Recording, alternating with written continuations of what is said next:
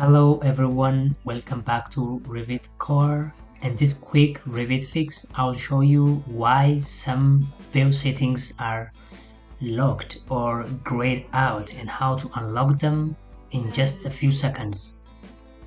If you want to click on scale and here it's grayed out and I can't able to change. Even the visual style all are grayed out.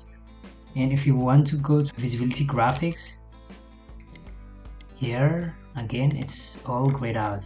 I can't change anything here. To fix this, just on properties panel, go down and find view template and click on here and make it none. Click OK. Now I can change the scale.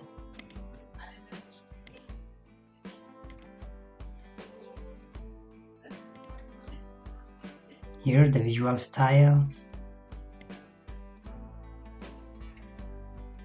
and also when go to visibility graphics I can apply changes here.